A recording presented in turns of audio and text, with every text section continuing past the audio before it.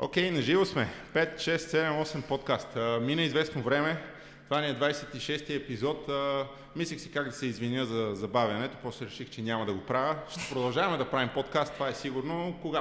Когато излезе. Абсурд бяха казали по песен на година. Ще се пробвам да е повече от това като темпо. Това, което сега е важно тук е, че за 26-ти епизод на подкаста сме в Dance Station НДК, в идеалния център на София, на пъпа на столицата, и с мен е Ралица Мерджанова. Здрасти, Рали. Здрасти, Денис. Аз ще отбележа, че в разговорите преди да почнем да си говорим вече под подкаст форма, ти ми сподели, че така, леле, аз сега какво ще говоря, какво ще правя. За мен, аз не мислех, че това ще го споделиш. Аз те питах има ли нещо, за което не искаш да говорим. Стартирам си директно. Нека аз да ти направя едно представяне като за начало. Разбира се, може да имаме зрители, слушатели, които не те познават. Ралица е една от легендите в спортните танци на България, точка, и е начело на едно от най-важните танцови училища в България, точка отново. Нека отбележим, че Dance Station имат зала както в София, зали, така и в Пловдив, съответно двата най-големи града в България. Едни от най-големите студия там, и сега съм сигурен, че вече изобщо не се притесняваш и може да почнем да говорим за всичко. Нека стартираме от там. Как Ралица започна да се занимава с танци? Малката Ралица започна да се занимава с танци от училище, реално. Като цяло от много малко танцувам. Аз съм в семейство, много артистично семейство. Майка ми се занимава и с наука, и с поезия, и с проза. Баща ми свирше на китара и пееше. Всъщност много малко танцувам, но като всички деца в училище, втори клас, идват едни какички в класа, казват, че има танци в физкултурния салон, всеки вторник и четвъртък след училище, ако искаш да се включиш, можеш, и така. И започнах да ходя на танци, всъщност в училище, спортни танци. Тогава беше, всъщност това беше 96-7 година, тогава някъде, когато спортните танци реално бяха в, в подем, чисто като развитие и въобще като спорт, който се предлага за децата като алтернатива на футбол, може би и баскетбол и волейбол. Тогава спортните танци бяха нещо, което масово се развиваше и практикуваше. Ти, влизайки като начинаещ танцор в зала по спортни танци, бързо ли ти даваха партньор, защото това е там едно от основните неща, да танцуваш момче? Да, бързо, защото имаше много момчета. Всъщност тогава, в тези години, ти тогава си започвал да танцуваш реално. Тогава разнообразието към танцови стилове не беше толкова голямо, колкото е сега. Съответно, ако едно дете, момче, иска да танцува, то може да танцува народни танци или спортни танци. Брейкът първа се зараждаше още тогава и той не беше толкова популярен в училище или в спортни клубове. Така че реално, да, имаше момчета, защото момчета, които искаха да танцуват, танцуваха спортни танци, защото това имаше за танцуване. Или акробатичен рок-н-рол, между другото, който също се развиваше тогава. Колко време ти отне на тренировки преди някакси да разбереш? Сега на детските години е трудно да си кажеш задължително това искам да правя цял живот, но по-скоро, че искаш да го преследваш по-сериозно. Колко време мина до първото състезание? Аз никога не съм си поставила за цел да бъда професионален танцор в живота си. Но от много малка знам, че искам да бъда детски учител. И когато се записвах на танци, всъщност това, което исках да стана, е учителка по танци. Тоест, моята визия никога не е била да бъда онзи танцор на сцена, който по някакъв начин да осмисля съществуването си с самото перформане на сцена, а по-скоро винаги съм искала да бъда детски учител. И всъщност в този ред на мисли състезанията те постепенно се появиха, така или иначе, но не е било нещо, което е така на всяка цена да тръгна и да се стремя към него. Реално, мисля, че бях 5-6 клас, 3-4 години, откакто съм започнала да се състезавам, защото тогава нещата те се случваха бавно, както е нормално да се случва. Тоест с много труд, с много усилия, постепенно ти тръгваш от школата някой те харесва и те поканва да се прехвърлиш в спортния клуб, където вече основният треньор решава дали ти си подходящ за начинаещата школа в спортния клуб. След което си минаваш 1 година-2, в които ти или имаш партньор, или нямаш партньор, пък после получаваш партньор, пък после започвате да правите едни и същи хореографии, продължение на 2 години и примерно на 4-та година може да отидеш на състезания по спортни танци. Нещо такова. Мислиш ли, че този модел е почти изцяло неприложим вече в днешно време, имайки предвид чисто Не искам, нали, да се изразявам, може би погрешно, но чисто така прекрасната българска дума attention span, това, нали, децата колко концентрация имат и също така търпението им, защото някакси сега всички са свикнали доста по-бързо, ако може, нали, да вляза и на другия месец да се състезавам или да съм на концерт. Това е много особена тема, между другото, защото ние доста често я разискваме с нашите преподаватели в Dance Station и с децата, на които преподаваме, и доста често обръщаме внимание точно на това.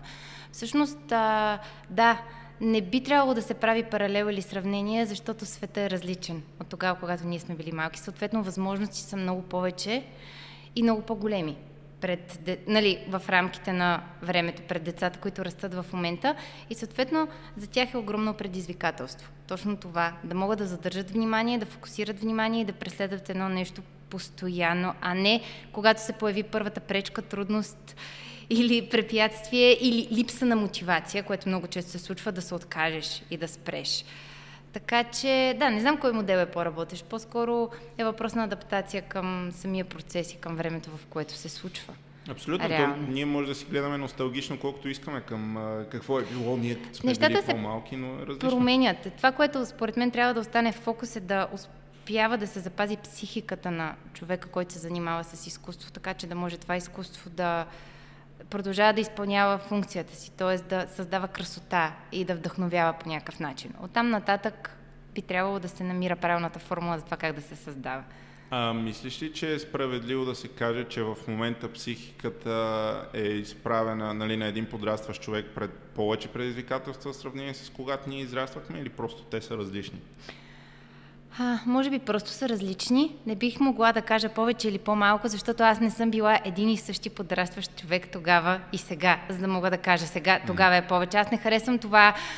Ние като бяхме малки или при нас преди еди си какво, по-скоро е различно.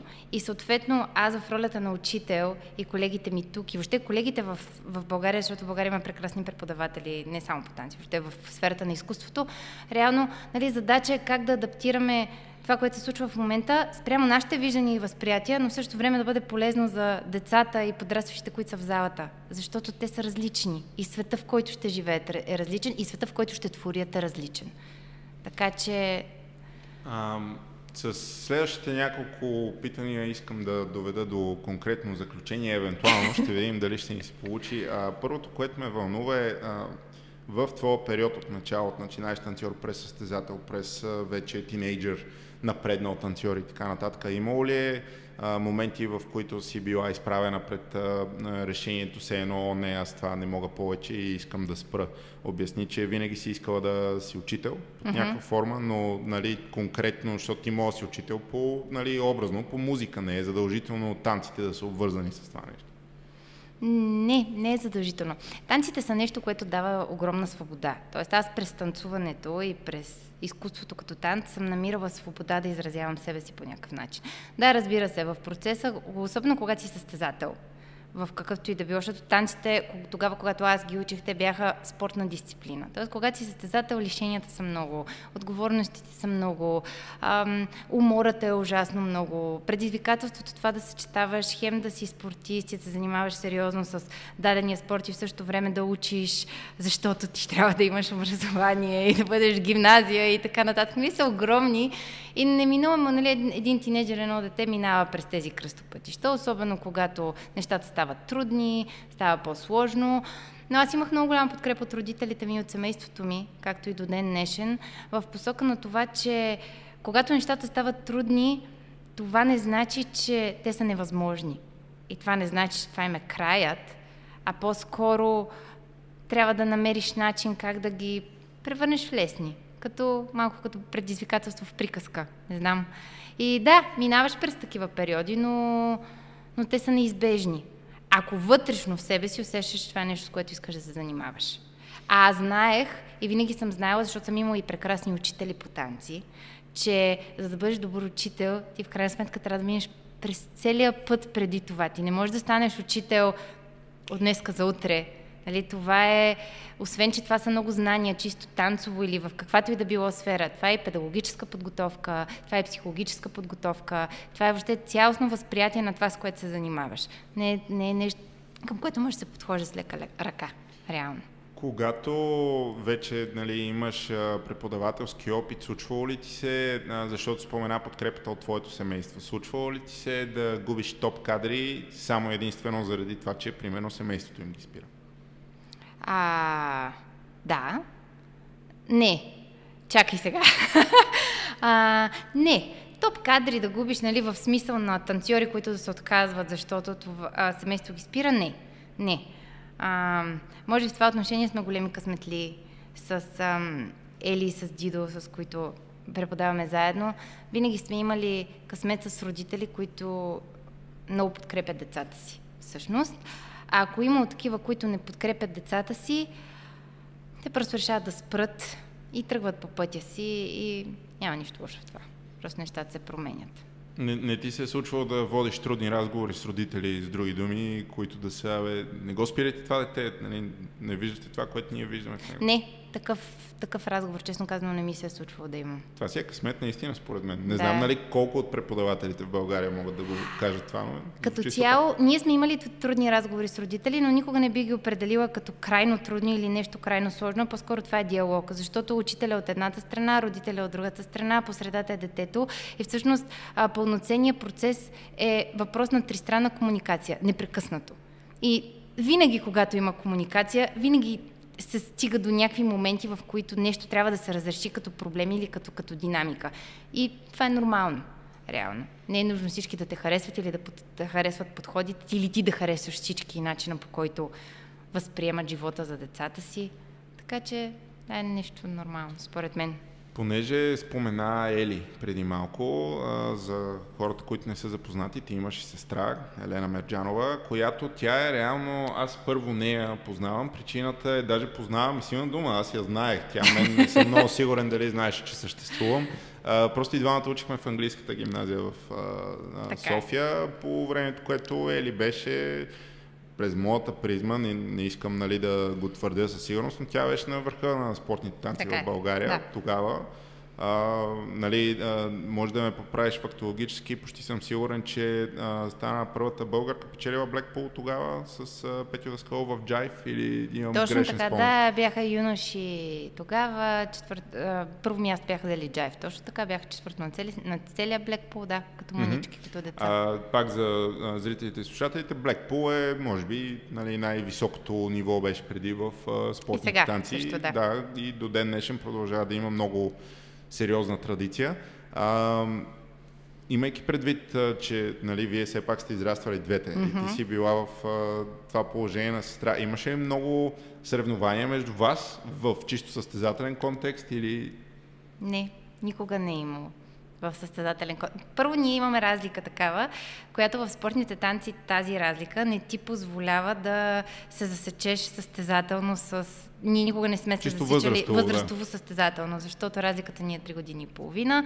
Съответно, тя танцувайки с партньор, който е на нейната възраст, тя с партньор, който е на моята възраст, никога не сме се засичали. Тогава, когато аз вече влязох в състезателна възраст, която е над 18 години и имаше някаква опция да се засечем, аз вече бях спряла да се състезавам. Това е първо. Второ, не знам, аз имам много силна връзка и с брат ми, и с сестра ми. Аз имам и брат, Тодор, той е между двете ни, имаме много силна връзка и не, дори за секунда, дори до ден днешен, никога по никакъв повод не сме имали момент, в който да се усещаш.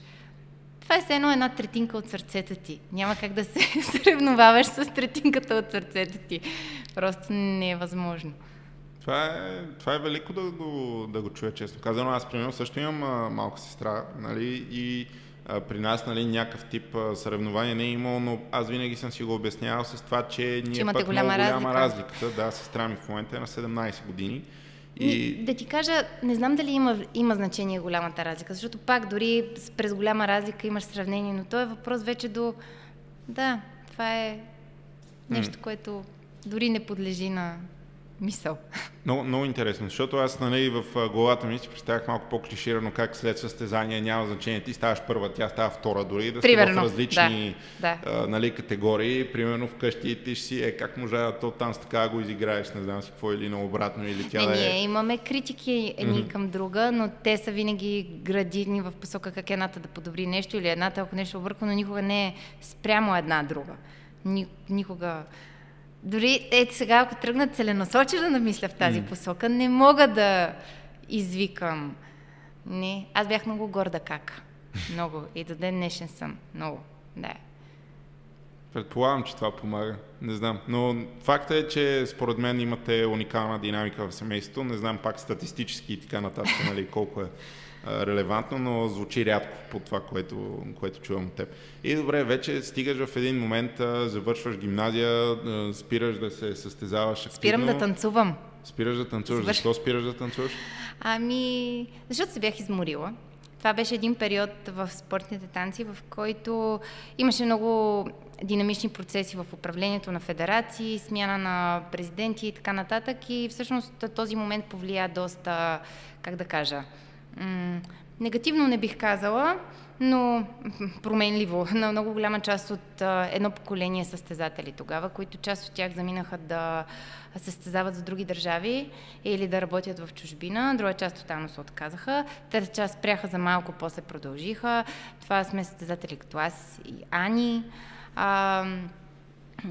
Наско Месечков тогава, който беше партньор на Ани, Светло, Дими, Мони, въобще цяла Рангел, Тони, една огромна група състезатели, които тогава по някакъв начин преустановиха или промениха пътя си. Аз реших, че ще спра да танцувам, защото ще уча.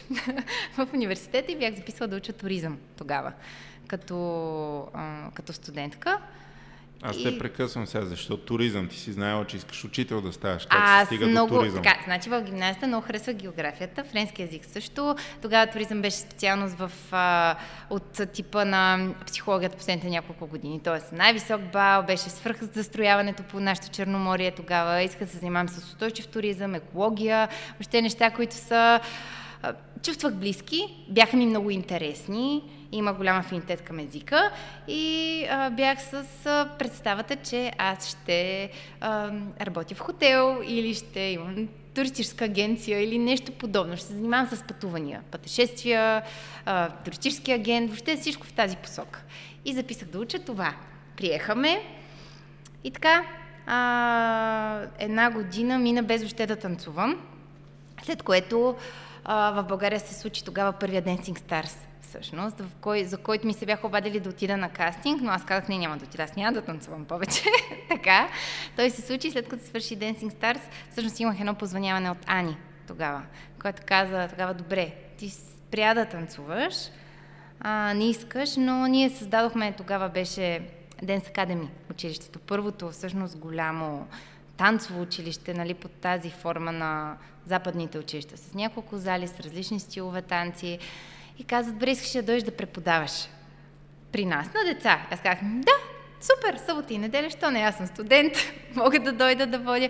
И също тогава се завъртя всичко. Тогава започна всичко. Аз тогава се върнах към това, което обичам истински да правя. Тогава се срещнах с децата в залата. Тогава започнах да се интересувам и се занимавам с други стилове танци. Тогава разбрах, че танцът може да не е постигане на някакви крайни цели, а може да бъде изкуство, че танцът може да разказва, че танцът не е задължително да бъде сложен в една конкретна рамка, така както се слага спорта, а може да бъде нещо безкрайно огромно, с което да създаваш цели светове. И така, и 3 години, т.е. след като започнах да преподавам, 2 години след това ми предстоеше кандидатстването за магистратура. Бях си пуснала документите към Сорбоната в Париж за М2. Бях получила първите си писма, че най-вероятно ще ми дадат шанси за стипендия. Легализирайки дипломата си, превеждайки, подготвяйки мотивационното писмо вкъщи, седнах, погледнах мама и казах, аз не искам да правя това. Аз искам да уча деца. И тя тогава каза, сигурна ли си? И аз казах, да. И тя каза, тогава направи това, което искаш. И в това, което си сигурна. И останах. за да не остана капо, записах още една магистратура педагогика, една психология в България, но да, тогава останах и всъщност пътя ми се обърна на 180 градуса. Защото тогава имах възможност да стана лидер на детски екип в Dance Academy и да се позна всички прекрасни колеги, с които до ден днешен работим заедно и си сбъдваме мечтите. Това са Цветан Александров, Надя Дичева, Яница Табакова, с които работим до ден днешен, Явор Кунчев. И да, тогава всичко някакси се обърна. Все едно беше този момент, в който, нали знаеш как има моменти, в които си така или си така и избираш коя пътечка. И те нямат нищо общо помежду си. И аз избрах тази, която ми каза вътре сърцето. Просто доверих се изцяло на вътрешното си. Просто исках да остана. Не може да си представя как си оставам групите деца. Не може да си представя как отивам и това не гори в мен и го няма. Толкова много неща разказа за кратък период от време, че не знам откъде да почна да разнищвам, но ще почна така отзад напред за логическа последователност евентуално. Като казваш кръстопътите, лично за мен, примерно, един от големите проблеми е точно това, че аз се опитвам да балансирам невъзможно много неща едновременно, точно защото понякога ми се случва да отлагам избора, защото това е много готино, и това е много готино, пък и тук се получава, и там се получава и така нататък. И нали, със сигурност стига един момент, в който ти не можеш да се клонираш и да искаш. Това е една от причините да няма подкаст, нали, доста дълго време, няма ви лъжа, това е основната причина, друга причина няма. Изцяло е въпрос до времевия ресурс. На мен, примерно, нали, това, което ми пречи понякога в взимането на такива решения е да речем страха от това, че нали, ти загърбвайки едната пътечка, нали, може повече да не можеш да се върнеш до това място, което си. Не винаги ситуацията е такава, че може да си кажеш, добре, дори и другото да не ми се получи, аз винаги мога да се върна към това. От тази гледна точка в контекста на това, че ти си кандидатствал все пак в Париж, нали, спомена, аз моята магистратура също е в Париж. Нямаше ли един такъв момент, че добре да, ама това ми е шанса сега, пък аз нали, мога да го изкарам това и после да се продължа станциите, какво толкова? Не. И до ден днешен нямаш съжаление за това нещо?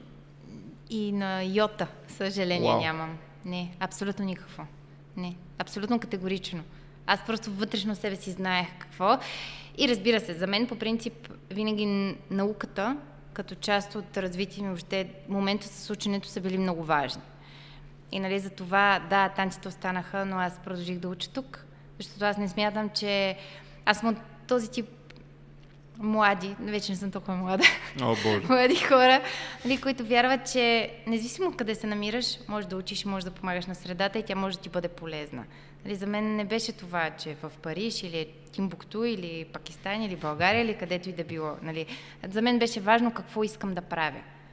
И знаех, че е тук.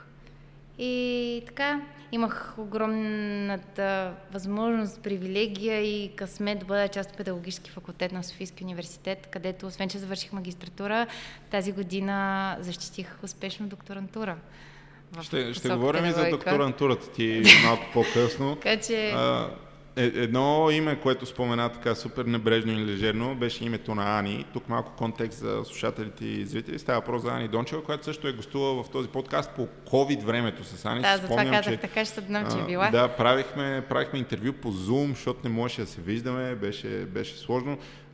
Съветвам така да чуете, независимо, че вече са минали няколко годинки от тогава. Има доста релевантни теми все още там, които тя засяга. Ти казваш, че тя се обадила с предложението съответно да преподаваш на деца, но вие как се познават преди това, чисто от състезателните среди или? Да, с Ани се познаваме от състезателните среди. Аз мисля, че с Ани се познаваме от преди 10 живота. Да. Тази година си го казахме. Винаги сме го усещали. Да, ако има същество, което ти е огледало и ти е сродна душа, това е моята такава, извън семейството ми. Реално.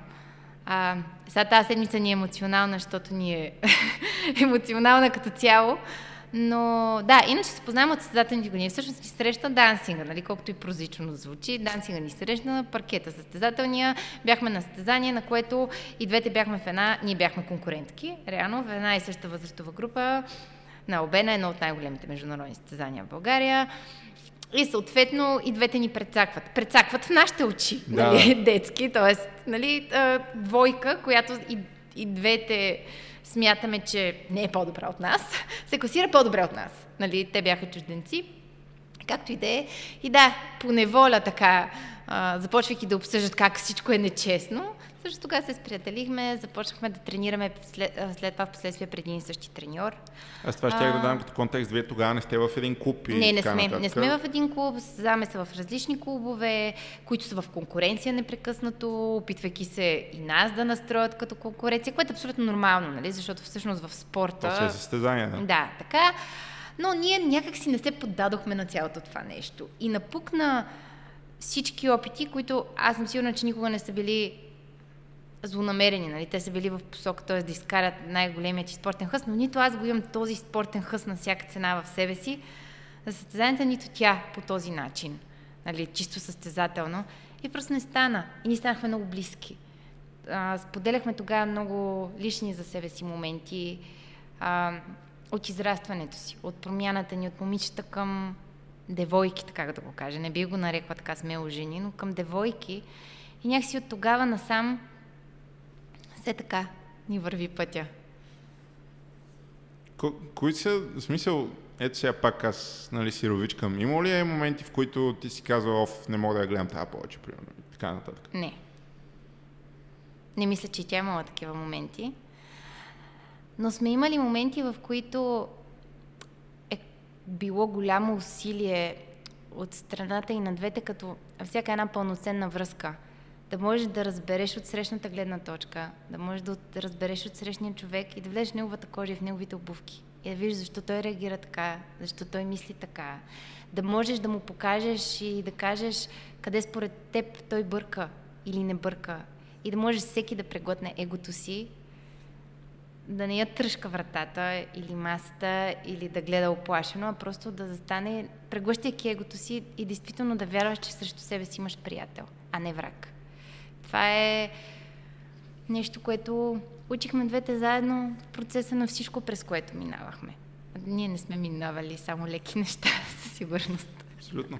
Аз исках да кажа, че като така страничен наблюдател, разбира се, вярвам, че съм в прекрасни отношения и с двете ви и така нататък, но за мен вие сте доста различни една от друга, по това, което аз виждам. Ти понеже спомена, че сте огледало, нали, това е някакво много криво огледало, според мен. Което... Такова огледало, дето виждаш реално, виждаш това, което е другото. Mm-hmm. Тоест, може би точно това допълване е това, което работи толкова добре, защото според мен наистина характерите ви са различни в немалко отношения, но ако работите добре заедно, то това ви прави много добър екип, може би. Ние имаме различни характери, имаме различен темперамент по повод реакция на различни неща, но имаме много близка и изходна ценностна система, която дължим на родителите си, на семейството си, на средата, в която сме израснали. И това мисля, че е нещо, което някакси винаги е седяло като лампичка и на двете ни, във всяка една ситуация. Тоест, кое е правилното спрямо човешкото същество или спрямо въобще законите на живота и на Вселената. Това е нещо, което винаги извикваме, когато трябва да взимаме сложни и трудни решения. Затова дори да има дребни неща в ежедневието, за които не сме съгласни или нещо се случва, то винаги за големите неща сме били така. Защото вътре в себе си знаем кое е правилното. И то винаги е било. Добре, каза големите неща. Dance Station тази година стана на 10 години. Да. Разкажи малко повече за това. Ани, когато тя гостуваше, разказа, нали, отчасти за отделянето от Dance Academy през създаването на Dance Station в последствие и така нататък. Dance Academy функционира и до днес, нали, като танцово училище също така. Но как се ражда идеята за Dance Station и най-важното, което е, имайки предвид къде седите сега, след тези 10 години, така ли си го представяхте? Не. Или да, не знам. Идеята за Dance Station се ражда, нали, в процеса на точно на това израстване, през което минавахме и двете. И въобще визията в главата ни, какво искаме да бъде място, в което преподаваме, развиваме себе си, танца, в което съществуват преподавателите, с които работим. Аз самата съм преподавател активен, нали, моите колеги всъщност и нейни. Така се ражда Dance Station, като нещо, което е в моята, аз съм сигурна и в нейната глава, онези училища по изкуство, в които всеки се чувства свободен да бъде себе си И няма нищо лошо в това да бъдеш себе си. Това мисля, че е нещо, към което винаги сме се стремели. Аз и тя и съответно преподавателския ни колектив. Защото, да, 10 години по-късно, както се създаде Dance Station, преподавателите, с които тогава го създадохме, сме заедно до ден днешен. И продължаваме да го случваме с същия ентусиазъм и с малко повече пестене на нерви. Сигурна съм, защото сме малко по-големи вече. Споменаваш преподавателски екип. И често, това, че сте заедно 10 години, нали, хората не съм сигурен, че си дават сметка колко точно трудно е и това. Аз нали, не искам да звучи все едно, давам някакви суперлативи по ваш адрес, но идвайки от позицията на ръководител на танцова школа, работя с много преподаватели и нали, имайки отношения с почти всички танцови школи, които са актуални в момента, това да запазиш преподавателския си колектив е абсолютно идентично трудно на това да запазиш едни и същи танцори 10 години, примерно в своята школа. И, нали, и танцорите са ни така. Така да е, обаче сега, танцорите, нали, те разбира се са много повече на брой и със сигурност не 100% от тях хора са тук, нали, вие дори 20-30% от тия хора да са същите, това е огромно постижение. Пак защото е нормално нали, генерациите да се сменят и така нататък, най-накрая най-нормалното нещо е, че не всеки ще стане танцор, нали, когато порасне и това е напълно окей. Но и това да задържиш преподавателите, нали, да продължавате да се разбирате и да гледате в една посока също е трудно, защото пък в един момент, нали, пак може и клише да е всичко, но всеки един от тия преподаватели може да иска да тръгне в някаква съвсем различна посока, нали, която да не е обвързана задължително с посоката, в която Dance Station гледа. Това е съвсем нормално. Да. Въпросът е, че ние сме имали възможността да срещнем хора, които имат да се срещнем с хората, не ние да ги срещнем или те нас да срещнем, то хората просто се срещат.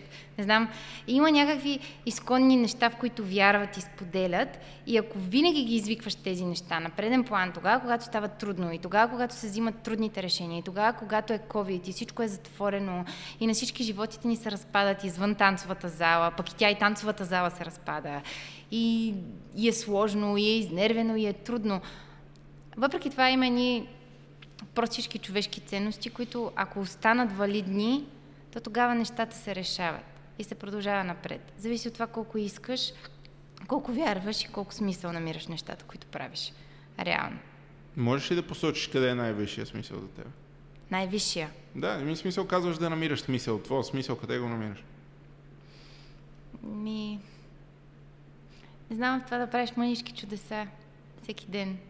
Много си поетична. Винаги като говориш си прекалено поетична. Не знам какво да ти кажа. В какво намирам смисъл? Не знам, например, като вляза, намирам смисъл, ето в нещо супер прозично да вляза и да видя как на рецепция са се струпали 10 деца, които са си взели храна от тук най-близкото заведение, защото са били сутринта на латино и после имат и хип-хоп и имат 1 час дупка и това са 10 деца, които нямат нищо общо помежду си по принцип, обаче седят на масата и ядат и вместо да си отворили телефоните, отсветяват книжки и си четат нещо. Ето, примерно в това има смисъл. Има смисъл, не знам, да вляза в залата и да видя Надя, която е с новородено бебче, да го кърми на пеката от среща, докато децата изгряват сами, за да може после да им даде възможно най-дълбокото знание за съвременния танц, на което тя е способна. Фей такива неща, не знам. Сега, спомена бебе, да тръгнем оттам, ти също си майка и нали си тук пак стереотипичната танцова майка, която имам чувство, че роди и влезе в залата на същия ден след това или беше на другия ден, не съм много сигурен, дали директно не те изписаха тук. Но деня, в който родих, предния ден бях в залата и на същия бях, но аз не, Dance Station майките са такива, по принцип. Да. Аз тук, нали, не мога да съм първо, нали, очевидно аз не мога да бъда майка, колкото и модерна да става медицината, но ключовото, което аз все още нямам семейство, нали, този баланс как се получава, защото нека кажем там Дидо, който е твоята половинка в случая, той също е танцор, нали, да. И цялата тази идея на танцовото семейство, нали, артист къща не храни, пък вие двама, нали, артисти, как се случва това и намираш ли го трудно за баланс. Сега, нали, дори и това мога да вметна. Ние в момента, колкото и да си водим свободен разговор, аз гледам и колко е часа, защото ти в един момент трябва да ходиш да вземеш децата. Нали? И това е важно.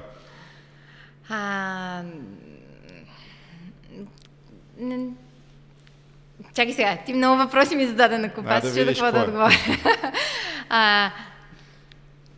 Баланс се постига, баланса го има, реално, когато правиш нещата, които обичаш да правиш. И някакси не се налага тогава да имаш, да избираш между семейството или между танците или между другата работа, защото Дидо, както и Ели, както и 2/3 от преподавателите в Dance Station не са преподаватели по танци, а са адвокати, архитекти, програмисти, психолози, терапевти, каквото още можеш да се сетиш и са и преподаватели, нали, тъй като живеем...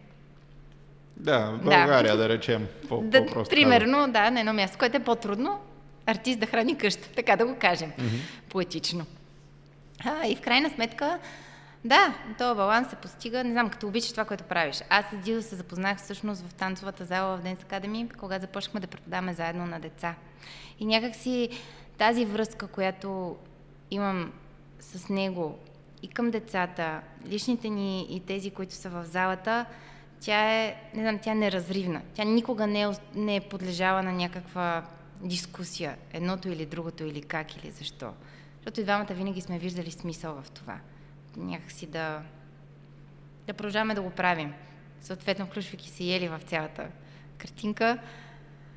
Да, може би даже плюс, защото всъщност ако занимавайки си двамата станции, голяма част от времето ни, което е свободно, го прекараме всъщност заедно, все пак, в залата. Не се налага единия да е вкъщи с децата, пък другия да бъде в залата и някакси да не сме заедно, ние сме заедно. Питала ли си го него конкретно? Дали му е странно понякога да танцува с сестра ти, да речем?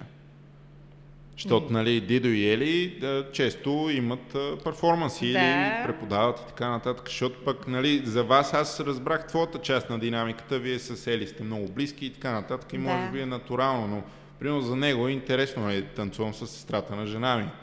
Да знам. Не мисля, че... Не съм го питала, но никога не сме имали такъв разговор или такава посока на динамика. Не. Мисля, че, виж сега, има нещо, което е... Ние сме до болка професионалисти в нещата, които правим и тримата. Нали, никога, когато влезем в залата, не сме си позволявали да влизаме в някаква динамика на взаимоотношения, която е свързана с личните ни взаимоотношения. Независимо дали сестра, мъж, жена, мъж, каквото и да било там. Никога не е... Просто ние сме в залата и сме учителите в залата. И това е точка. Нали, всичко друго не съществува, защото приоритета в крайна сметка не сме ние вътре. Нали, ти да си учител не е егоцентрична професия насочена към теб, а към тези, които са срещу теб. Реално. И тях не ги интересува тая динамика. Абсолютно. И не е и нужна. И не е помагаща за никого. Така че, може би заради това никога не сме влизали въобще в такава дискусия. Сцената също не я интересува. Кой какъв е, защо и как е, нито публиката. Така че, съответно, ако разсъждаваме така, и нас не ни интересува. Не би трябвало да ни интересува. Добре, преди малко споменах, че така поетично се изразяваш. Хубав детайл, така супер между другото е, че ти също така си поет, нали, писател. Имаш издадени книги. Нека поговорим малко за това сега. В кой момент си казваш, аз трябва да напиша книга? Виж сега, това, което каза ти в началото, за това, че се чудиш кое да хванеш и дали да изоставиш нещо, при мен някакси така ми се случиха нещата и ми се случва, че някакси едното проистича от другото и те винаги вървят заедно. Никога не съм си мислила, че ще бъда писател. Аз и сега не бих могла да се нарека писател, но имам наистина огромна любов към книгите и към литературата от майка ми, закодирана, и към въобще целият този магичен свят и въобще към детската литература по принцип. В Dance Station пък имаме огромната възможност да творим и да създаваме. И всъщност всичко започна от детските спектакли, които правим 2 пъти в годината. Коледни и летни. И историите, които създавахме заедно с преподавателите и с нашите ученици за тези концерти. Защото те никога не са просто танц след танц след танц, те са история. И в един момент тези истории започнаха да се превръщат в цели сценарии, които моето въображение доукрасяваше с помощ на всички разговори, които водехме с преподаватели, идеи и така. И те започнаха да се раждат наистина като мини приказки, мини истории. И една от безсънните нощи преди концерт, защото, както знаеш, всичко се случва в последния момент. В последния момент се дописва всичко. Дидо прави медиа за спектакъл, още някаква лудница или оправя костюми. Всички преподаватели са и така, търсят се червени панделки, лудница пълна, както при всички. И аз просто бях в пълна паника. Никола мисля, че беше още тогава бебе. И казвам, не мога, това е абсурдно, аз да продължавам тези безсънни нощи, поне един ден да вземе да излезе нещо и да напиша детска книга и да я издам. И така, пуснах го някакси към небето. Аз вярвам, че нещо, ако му е писано, то ще си отиде там и ще си намери пътя после да дойде обратно. И дойде в един от честно казано, необяснимите моменти, беше след COVID, първият коледен спектакъл на Dance Station след COVID. Всъщност това беше 2021 година, декември месец, в Люмиер. И за тогава историята ми беше много трудна да я създам. Аз минавах тогава през труден личен период за мен, вътрешно в мен, не с нещо външно свързано. И ми беше трудно да я създам. Тогава създадох една Лара, една приказка, Вълшебство в полунощ. И на този спектакъл се оказа, че в публиката е имало майка на детенца от група в Dance Station, която всъщност е детски писател и създател на издателство Мармот, едно от най-успешните детски издателства. И тя беше харесала приказката. Каза, трябва да направим коледна книга. И така. Ей, така просто. Супер, by the way. Нали? Но... И така една мечта се сбъдна. Това ми е втора сбъдната мечта. Аз съм човек с сбъднати мечти. Имаш ли така в момента намерение да продължаваш да пишеш книги, било то детски или други? Аз си пиша. До година трябва да излезе още една детска история. Тя е за пирати. Този път пак от издателство Мармот. Имаме написана книга, която е ръкопис, която ще предстои да си намери начин как да излезе на бял свят. И да, на мен това ми е спасение в момента, писането. И да, освен, че последната година това ще се занимавам и да се интересувам това как се пише вече и либрето, и сценарий в тази посока. Да, литературата и писането ми е нещо, което ме изкарва. Сподели, че нали, тази любов идва от майка ти. В главата ми изплува един конкретен случай. На 90% съм сигурен, че бяхме в съблекалните преди Dancing Stars или репетиция за Dancing Stars и нещо такова, това говорим за тази година, където аз си четох книга, в случая просто за да минава време и аз четох Цар Плах и нали, точно така, да. Думите, които ти ми каза тогава, мале как ти завиждам, че в момента я четеш, нали, го... Да, защото аз като четох го за мен беше много... Да. Хареса ли ти? Да, категорично ми хареса. В момента, независимо, че нали, съм сега последно, буквално онзи ден приключих 451 градуса по Фаренхайт и нали, в главата ми, защото аз чета отделно сагата на Дюн, в момента съм на Бог император на Дюн, няма значение.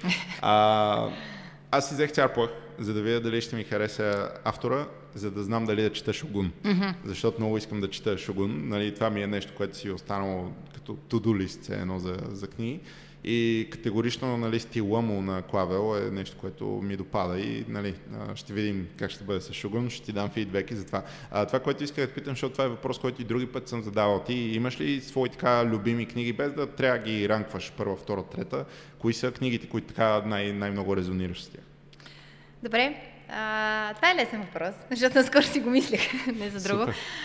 Магиосникът от Оз. Едната Питър Пан, другата Джейн Ейр, Ковадис, човекът, който се смее на Виктор Юго. Така, Овец на хвърчила, Крадецът на книги. Крадецът на книги се падаме там, да. Много готини истории. И още доста имам. Чучулигата на Решат Нури също. Много красива книга. Да. Да, те са ми, мисля, че на прима виста, както ме питаш, мога да ги изстрелям и да кажа. Доста книги изстрелям, честно казано, за мен това е доста сложен въпрос, обикновено, като се замислям, нали, било то филм, книга, няма значение, ако трябва да посоча няколко, нали, винаги е трудно и е някаква битка, пък ти доста така категорично. И нали, няма как да не направи впечатление на човек. Пак си не преобладава, но приказките са там, нали, Питър Пан, магиосникът, това са едни в романите им, в голямата част, да. Да, определено, нали, си го има това усещане за приказност в теб, което... То е приказност, когато го четеш като дете. После като го четеш като възрастен е много странно, защото всъщност те са си направо, поне за мен, това е наръчник за справяне с сивия свят направо. Защото, нали, ако ти можеш да претворяваш света около теб и да можеш да правиш всяко едно мъничко нещо специално, то тогава е толкова по-цветно, толкова по-шарено, толкова по-лесно и толкова по-малко неща има, които да те ядосват. Защото те просто нямат значение. Защото в главата на едно дете наистина, какво има значение? Дали свети лампата в стаята?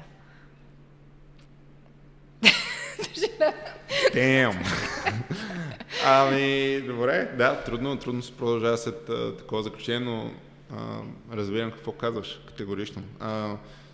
Това, което примерно аз се опитвам за себе си, нали, за справяне с ежедневието е да практикувам до голяма част смирение или благодарност.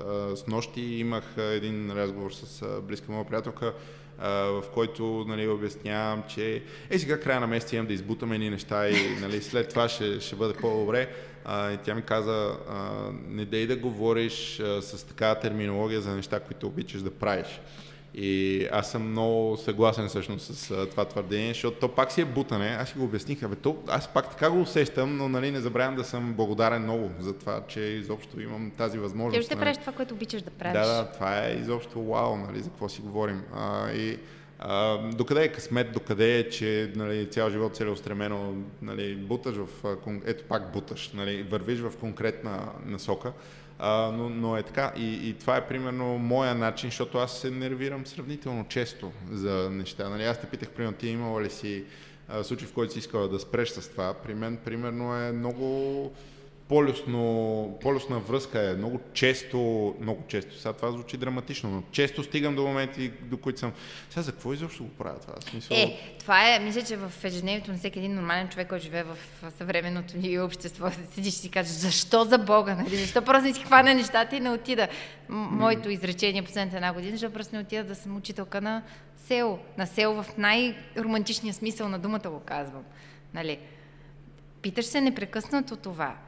И после преглъщаш, казваш благодаря, както ти си казал, и казваш, и продължаваш. Това мисля, че при всеки един, който се занимава с нещо, което обича да прави, независимо дали е изкуство или нещо друго, защото когато правиш нещо, което обичаш, ти си емоционално обвързан с него.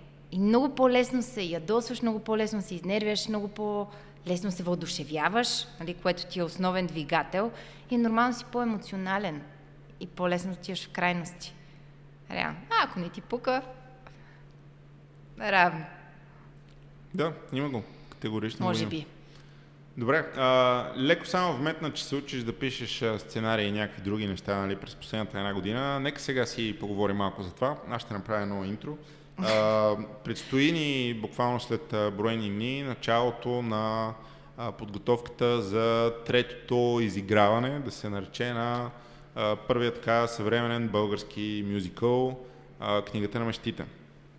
Това е продукция, в която аз също имам огромното щастие да бъда замесен чисто като танцор. И ми е толкова хубаво. Толкова ми е хубаво, защото само влизам и танцувам и това е. И толкова съм забравил колко е хубаво това, че просто не може повече. Но това, че аз съм част от това, няма нищо общо и изобщо не е важно за това колко мащабно и огромно и изключително важно нещо е този мюзикъл, поне за мен. За теб, като казвам за мен, аз вярвам, че за всички трябва да е много важно това. Който не го е гледал, мале, нали, такова, лично ще ви върна парите, ако не ви харесва. Ама не, наистина. Защо? Първо, защото такива неща не се правят. Разкажи ми да тръгнем от там. Защо такива неща не се правят според тебе? Сега на база опита ти.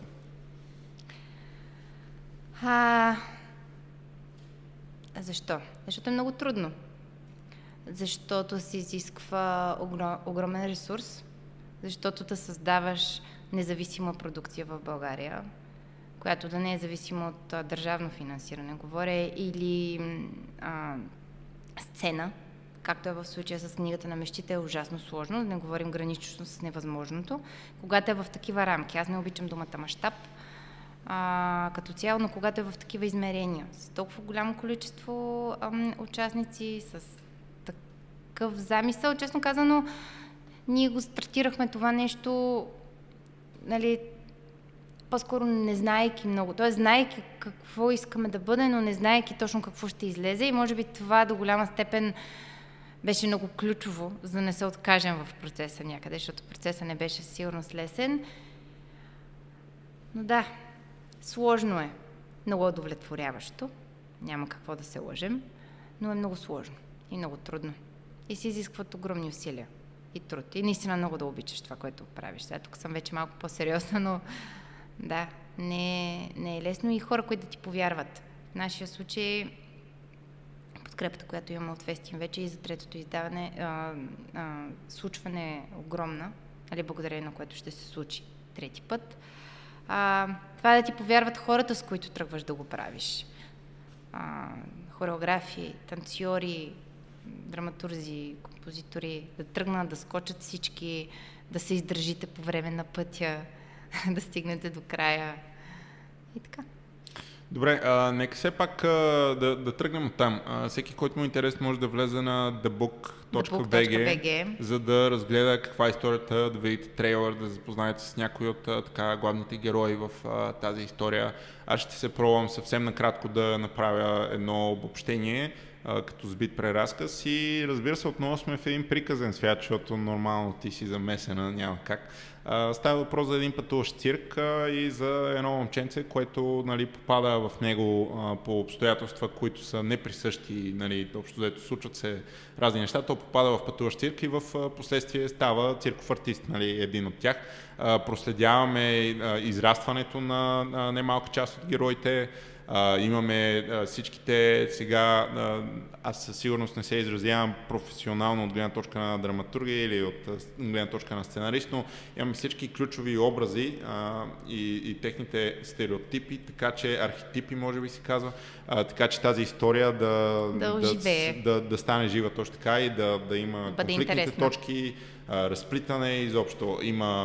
Имаме си злодеи, имаме си позитивни герои, имаме си хора, които движат действието, имаме комични герои. Всъщност става въпрос за едно момченце Пат, което е сирак, попада в карнавал и там получава възможността да се учи от цирковото семейство и цирковите артисти и да промени съдбата си. По пътя му обаче среща злодей, който по някакъв начин е свързан с неговото минало, и той трябва да реши по какъв начин ще продължи нататък.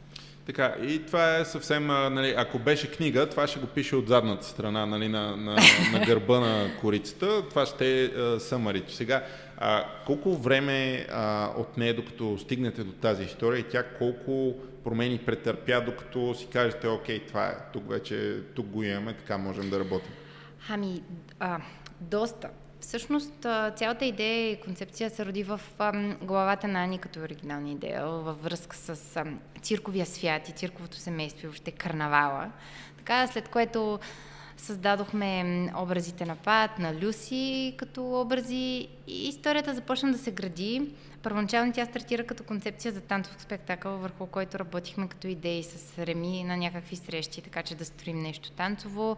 В последствие обаче някакси има едно нещо, което научих последната година, и то е, че историята сама ти казва. Нали, всъщност ти има я идеята и никога не знаеш какво ще излезе накрая. И наистина тя е като жив организъм, която те води и се трансформира в процес. И просто историята така се трансформираше постепенно и така се променяха нещата и обстоятелствата около нея, че накрая излезе мюзикъл, който трябва да е мюзикъл на сцена. Не може да е танцов спектакъл, не може да е танцово шоу, не може да е просто шоу, просто трябва да е мюзикъл. И така, колко време? Реално започнахме началото на 2022 година с прекъсвания на срещи, на дискусии, на говорене, докато в началото на 23-та, тогава раждах аз, Ани беше в един такъв интерес, и казахме, добре, правим го. За да го направим какво ни трябва, трябва ни дата. Добре, нека да запазим дата, т.е. на зала за премиера. И запазихме зала за премиера И да кажем, става въпрос за зала едно, нали? Така. Защото ти като кажеш зала... И то просто, нали, ноември, и то нямаше връщане назад. И трябваше да почнем да работим много бързо. Толкова бързо, нали, 2 пъти по-бързо, отколкото по принцип 3 пъти може би, отколкото се работи едно такова нещо. Да намерим композитори, защото знаехме, че искаме музиката да бъде авторска. Българска, авторска. На български език, за да може да бъде достъпно, за да бъде семейно съдържание, което да може да бъде разбираемо. Започнахме от музиката. Музиката, като се създаде, тя зазвуча мюзикъл, но съответно мюзикълна музика няма как да не бъде изпята. В същото време бяхме направили вече кастингите за танцори. Имахме огромния късмет на тези кастинги, просто да съберем наистина перфектния каст. Аз толкова много обичам всички танцори в книгата на мечтите, че просто дори не мога да го опиша. И след това обаче, нали, мюзикълната музика ти иска живо изпълнение. Пък ние много не можем да пеем. Да, и въобще, нали, обаче историята и самото представление го изисква и как правиш този баланс, така че това, нали, така. И тогава вече говорихме с много близки наши хора от кукленото семейство, Венция Асенова, Камен Асенов, дъщеря им Калина, която впоследствие влезе в едната роля. Нали, те ни дадоха съвети, насочиха ни режисьора, се свързахме, Уест, драматурзия, да се пише и така. И някакси толкова бързо се случи всичко за тези 7-8 месеца, че да, едно върху друго. Колко точно момента имахте през тези 7-8 месеца, в които ви беше откровенно страх, че това е прекалено голямо и че няма да може да го случите? Много. От един момент просто всеки ден се будихме, мисля, че с мисълта, че това е прекалено голямо и е много голямо, но то просто така беше тръгнало, че нямаше връщане назад. И този проект е от този тип неща, които не можеш да обясниш. Сега хората, сигурно ще ме сметнат вече за някаква тотално куку, обаче наистина, тръгваш да правиш нещо, то е адски трудно, и всичко е с надолу главата. Не се случва. Не може да запазиш място, да кажем, за снимките на видеото, промо-видеото, което беше във Велинград, когато снимахме заедно. Не можем да запазим място, не можем да намерим локация, режисьора не е свободен, нещо. И в същия момент ти се звъни по телефона и ти казват, режисьора, в случая Уес Хайлър, всъщност му е интересен този проект и е съгласен да си говорите и да работите заедно. И ти си... Добре, няма да се отказвам тогава. Значи, може би... Тоест, нещо се случва, което е толкова невъзможно да се случи, ако искаш и да го подреждаш и както и да го подреждаш, че просто то ти показва, добре, не се отказвай. Стискай зъби. Давай. И всъщност ние по този начин преодолявахме всякакви малки, големи премежди, препятствия, просто защото някакви други неща се случваха. Ей така. То не е и така, ама ти изглежда и така. Аз, нали, тъй като имам, за съжаление, професионалното изкривяване да гледам нещата и чисто организационно, независимо, че примерно може да не съм замесен с организацията, от снимките в Велинград на трейлера, то там има, мисля, че е най-големия такъв постоянен цирк, който е дигнат в България, там където снимахме. Не съм убеден дали е така, но мисля, че е така.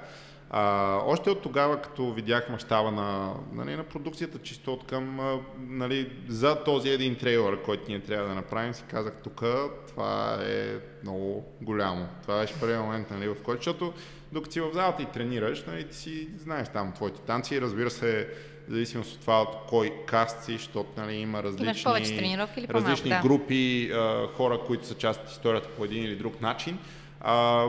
Да си гледаш твоята паничка и това. Обаче като почнеш да зум-аутваш малко, наистина ненормално.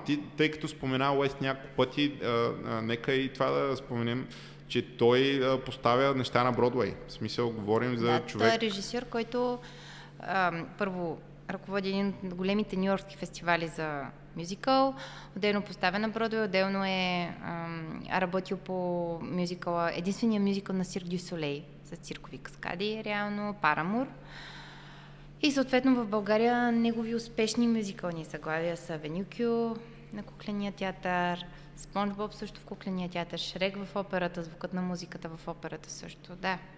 Говорим за много сериозен професионалист в това, което прави.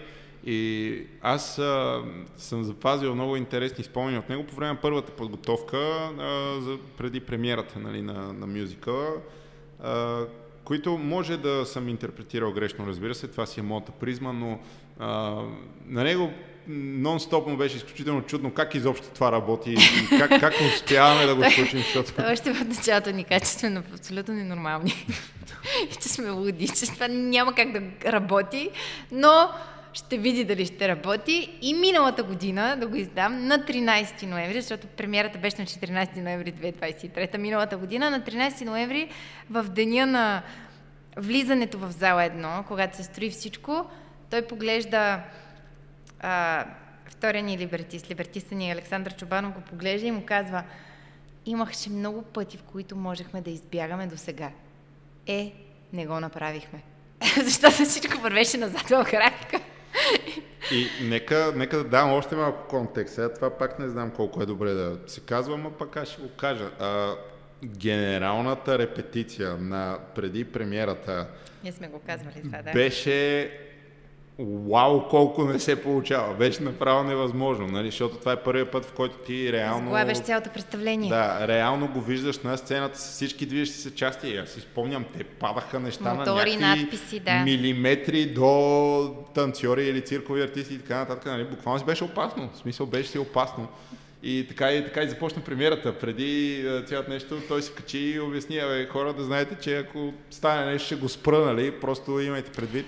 Това е нещо, което той ни обясни с Ани още по време на репетиционния процес, когато работихме. Всъщност, защото освен че книгата на мечтите е много голяма продукция като продукция и като количество артисти на сцена, и от към костюми и декори и всичко останало, и от към съчетание на изкуства, защото освен обичайните за мюзикълното изкуство, театър, музика, танц, ние тук имаме и цирково изкуство. Имплементирано обаче вътре, не скарано като отделен номер, което прави нещата доста сложни, защото има и въздух, и мотори. И той ни беше предупредил още по време на репетиции. Нали, живота и безопасността на артиста стоят на първо място. И в крайна сметка, ако нещо се случи, ще спрем. Ние го знаехме това и на мен и на Ани си ни е обичка на ухото. Както и въобще за целия репетиционен процес и за всичко. Действително, артистът е... Да, неговото благополучие и сигурност трябва да бъдат осигурени. За да може той да даде възможно най-доброто на сцената, продукта, който си създал. Защото той реално е директният посланник на този продукт. Абсолютно. Нали, пак аз най-лесно мога да говоря през моята призма, защото нали, имам щастието да съм част от това, но примерно чисто на ментално ниво, ти да танцуваш и да знаеш, че над тебе на около 4-5 метра има още двама души. Има двама души, и един мотор. Да, които са на обръче, ги държи една кукичка, която нали, в този момент си казва, да, не са вързани по никакъв друг начин и нали, си кажеш, дано не паднат, нали, буквално беше такова. Аз нали, си го спомням и наистина този момент да вярваш, защото те са над 70 души, мисля, че е целият каст. Да вярваш във всеки един от тия хора. Нали, във всеки един. Никой няма да забравя първия път, когато гледах момичето, което играе Луси, която е главната героиня като малка. Мария Шикова. Точно така, Мария, без да развалям, да има спойлер. Тя има един номер, в който е много високо нагоре и е тотално необезопасена. И тук говорим за момиче на, не знам, 14-15, нямам идея на колко години е вече. И си казвам, Боже мили, защото той наистина, като го гледаш за първи път, аз си спомням и че режисьора ни и той така. Тя е много безстрашна Мария. Да, беше много натръни и нали, мога да разказвам такива неща до безкрай, но истината е, че накрая първо премиерата мина едва ли не по мети масово, втория път, нали, говоря чисто изиграването на сцената пред публиката. Втория път, когато имахме щастие да го играем, беше през април месец и сега сме ноември, реално година по-късно и този продукт ще оживее на сцена за трети път. И това изживяване, което се дава на публиката е наистина, според мен, може да звучи претенциозно, но то тук аналог няма. Аз примерно наскоро ходех да гледам Фантомът на операта, защото нали, е Фантомът на операта, аз не съм го гледал, имах представа каква е историята и така нататък. И сега, типично по български или не, аз го гледам и то свършва. И нали, то е пак продукция нали, от Бродуей, идва тук и от Уест Енд в Лондон. Аз казвам, нашето е по-хубаво, нашето е по-яко от това. Нали. Фантомът на операта е класика. Абсолютно, нали, да. То е еталон за мюзикалите и всъщност, а книгата на мечтите е мюзикъл от ново поколение. Чисто говоря първо драматургично, абсолютно, второ да. като музика и като звучене. Ние имахме възможност тази година с Ани лятото да пътуваме до Лондон и да гледаме доста неща. Много от нещата, които се играят в момента. Много заглавия, които се играят в момента. И всъщност да можем да се учим, защото това е ценното, да можеш да се учиш и да черпиш опит. Всъщност книгата на мечтите съдържа всички мънички елементи, които са нужни на един такъв продукт, за да може да бъде подобрен и да може да застане, как да кажа, гордо вдигната глава до другите си събратя в този жанр, реално, за да може да бъде конкурентоспособен, реално. Така че, да, от тази гледна точка е продукт, който има дълъг живот, реално. Защото първо посланието го носи и въобще цялата концепция за света, който е създаден. Защото всъщност мюзикъла в 99% от случаите създава един илюзорен свят. Винаги. Дори в Фантомът на операта имаш двата свята, подземния и горния. И всъщност това е... Затова той е на границата на приказното изкуство. Тоест нито е театър, нито е опера, нали съвсем, то е някъде там, между двата свята. Третото изиграване предстои на 29 ноември. Сега това ще стане едва ли не като някакъв рекламен сегмент тук или спонсориран сегмент. Истината е, че не мога да го препоръчам достатъчно. Аз на това нещо заведох майка ми, да едва ли не цялата ми рода да го гледа, близки до мен хора, нали, защото е наистина нещо, което заслужава да се види. Не съм чул, може би до вас е стигнал, нали, аз не съм чул нито една обратна връзка, която това нещо не ми хареса и така нататък. Имаш ли такива неща? Стигнаха ли до вас? Не. Да, мисля, че то е много трудно. Отзивът от представлението и двата пъти отзивите са много положителни и много заредени.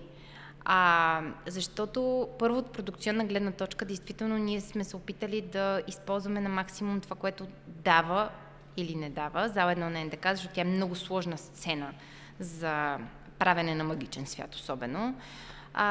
Нали, чисто визуално, от към осветление, това, което правят осветителите от Джокер Медиа, сценографа Елица Георгиева и света, който създава, Сърджан, който създаде костюмите, нали, чисто като визия на цялото нещо, нали, действително той изглежда много красиво. От към каст имаме невероятни мюзикални артисти в лицето на Камен Асенов, Калина Асенова, Давид Крумов, Константин Икономов, Павлета Семова, танцорите ни, които за мен са, нали, огромната гордост на цялото нещо и най-накрая посланието, нали, което всъщност хората, като го видят цялото нещо и наистина после има един момент, в който си казват, много е хубаво да се мечтае. Е много хубаво да ти се сбъдват мечтите. А това, според мен, е много нужно. Да можеш да вярваш в тях и да продължаваш да вярваш, че има смисъл и че могат да се сбъдват. И на съвременното ни общество е нужно, според мен. Година по-късно от премиерата, горе-долу, за теб има ли смисъл цялото това нещо, като знаеш какво ти е взело, какво ти е коствало и къде е в момента, къде се намира? Да. Има смисъл. За съжаление, реалният свят, в реално измеримия свят все още не е постигнало и мъничко от това, което трябва да постигне, за да може да се нарече стабилно по някакъв начин. Но от гледна точка на огромното нещо, което се задвижи, което се създаде и цялата енергия, която акумулира около себе си, това е за мен е нещо, което е по никакъв начин не мога да си представя животите ни без него и без книгата на мечтите. Защото тя успя, нали, да изкара на фокус неща, които отдавна не бяхме виждали на сцената. Като мечти, като възможност артисти да колаборират по този начин. Танцори, които да излязат извън комфортната си зона и да бъдат артисти на сцената. Те самите, техните лица. Не зад някой изпълнител. Какво е идеалното бъдеще на книгата на мечтите според теб след тази дата сега? Идеалното бъдеще на книгата на мечтите е да може да пътува в чужбина. Това е нещо, което и двете сме си пожелали И не само сме си го пожелали, това е нещо, върху което работим. И се борим в момента с възможността, с подкрепата и на Фестим, и с нашите усилия, така че да може книгата на мечтите да пътува. Това би означало, че тя трябва да бъде преведена съответно на английски език най-напред. Нали, не знам българския дали ще им е благозвучен просто навън. Означава много неща по веригата, които трябва да се случат, но това е процес. И смятам, че книгата, ние така си я наричаме книгата го носи. Този заряд, така че да може да акумулира тази енергия, пък ние около нея да си свършим работата. И да се появят, както започва представлението, правилните хора и мечтите ти да се сбъднат. Поставям те директно на място, защото очевидно поставям те на място. Това е глупав израз. Имам преди, че ще го направя малко неудобно, защото освен, че by the way, нали, правите книгата на мечтите, това не ви е достатъчно. Остава ви свободно време и сега тече подготовка за друг мюзикъл, който пак най-вероятно изобщо не трябваше да говоря за него, тъй като не ме интересува. Защо, в смисъл, каква е идеята сега? Ще става продъкшън на мюзикали конкретно? Как решихте да правите втора история? Какво ще се разказва там и така нататък? Историята ни намери. Нека това да кажа. Не знам, още е много рано да говорим. Аз съм малко суеверна за тези неща. Истината е, че мюзикалите са свят, който за мен и Ани наистина ни позволява да мечтаем свободно. Това е философския прочит, поетичния прочит. Другия прочит е, смятаме, че има много смисъл и че има много бъдеще за развитие на качествени авторски продукти на мюзикалната сцена в България, колкото и да е трудно те да бъдат независими, но пък тогава е сладко и хубаво. Така че да, работим по следващ проект. Какъв е той? Скоро. След година в зала едно, така ли беше? Нещо такова чук. Може да е чиста спекула. Ще се види. Добре, така. Dance Station е на 10 години. Как виждаш Dance Station след още 10?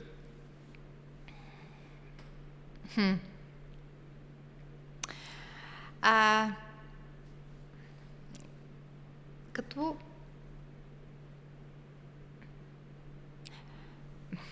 училище по изкуство за собствена сграда. Това ми е било мечта. Това е в този разумния свят план.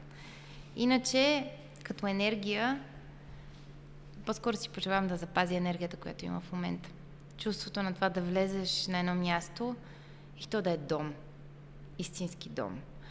И да наистина да се чувстваш така все едно, може да си себе си, ама от най-изморената ти и сприхава форма до най-лъчезарната и усмихната, която можеш да покажеш на света.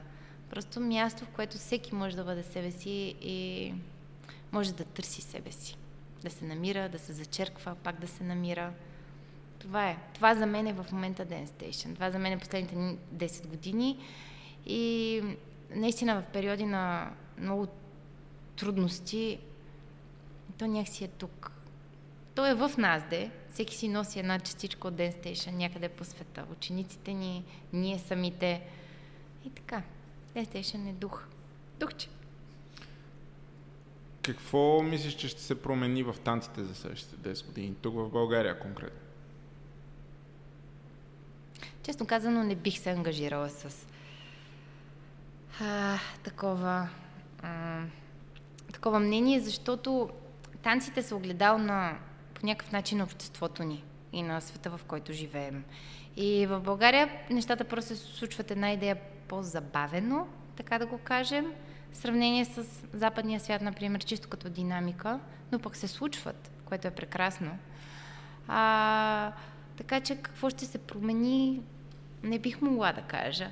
В момента танците е един огромен фюжън, ако мога така да го кажа. Нали? Стиловото разграничение отдавна е паднало, всичко се преплита във всичко, свободата на изразяване е огромна навсякъде. Разбира се, комършъл стиловете са заляли абсолютно всичко, нали? като послание, като енергия. Съвременната сцена се развива изключително динамично и честно казано не знам, зависи от това на къде ще се развива света. Надявам се танцът да продължава да бъде средство за това да може да се справяме с демоните си и с това, което ни трови по някакъв начин. Изкуството въобще. Оттам нататък толкова изпълнява тази си мисия, развитието му, каквото и да е, то ще бъде в унисон с това, което търсим ние, като артисти, като хореографи, като хора, които се занимават с него. Би ли определила танците като терапия в този контекст? Да, категорично. Не самоцелна, но да, всяко едно изкуство е такова. Помага ти. За теб лично, малко така по-егоистично погледнато, нали, извън призмата на Dance Station, какво е следващото нещо, което искаш да направиш?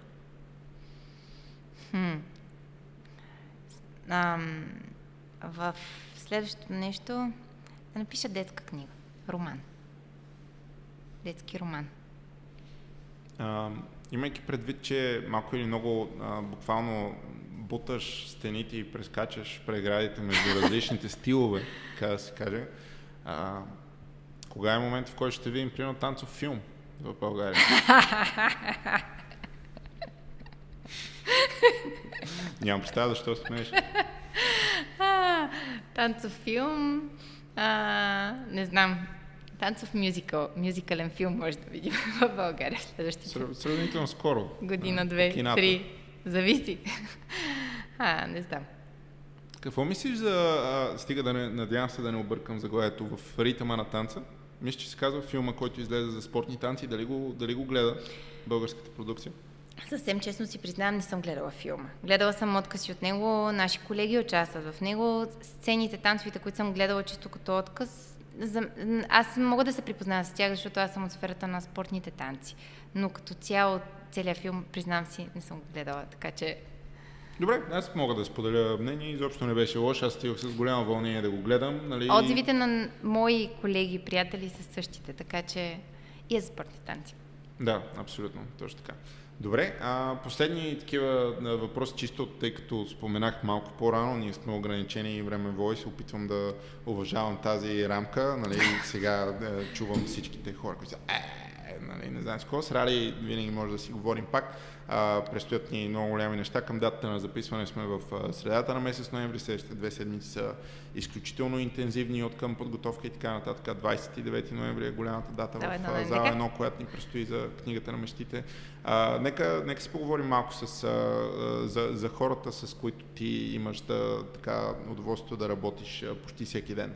Нали, ако трябва да ми опишеш Ани с няколко думи, какво би казала за нея? Смела. Емпатична. С много дълбок поглед. Романтична. И перде. Перде как? Перде. Като и падне пердето и край. В смисъл, това е. Напред. Козирог. Окей, добре. Споменай Цецо, разбира се, който е така представител на хип-хоп средите. За него? Много добър човек. Емпатичен и той. С собствено мнение. Креативен. И над. Окей, добре. Предстои ни World of Dance България 4-то издание, където пък журища е Михаела Павлова. Как я виждаш нея? Нищо... много ми е трудно. Не знам, подкрепяща, дейна, емоционална, много емоционална, със собствено мнение, собствен почерк, по-скоро. Обичам ги, не знам, не мога да кажа така, като се замисля. Добре, това е предостатъчно. Тъй като мога да изреждам до утре конкретни имена и хора, но все пак, независимо, че споменахме името вече, Дидо, за теб какво е? Партньор.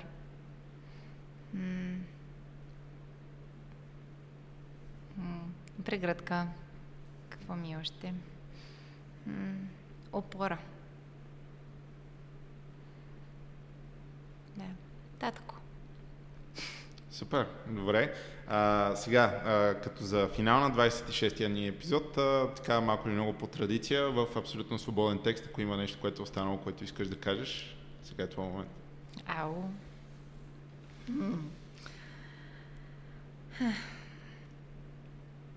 Какво искам да кажа?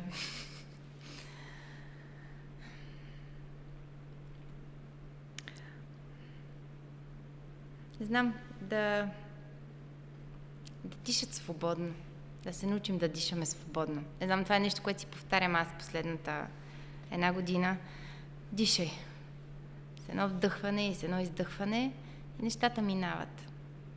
И след като си подишал малко, някак си се оталожили и нищо не е толкова страшно, нищо не е толкова на всяка цена и нищо не е толкова безнадежно. А в същото време си имал времето да го вдишаш и да го продължиш. Това е. И да мечтаят хората. На себе си го казвам, на най-близките ми. Да мечтаем, да не се отказваме от това. Защото и мъничко да е, успяваме да променяме. А променяме заедно. То е мрежа, верига е. Не е нужно всички да се обичат, но е нужно всички да се опитваме да се разбираме и по някакъв начин да се уважаваме.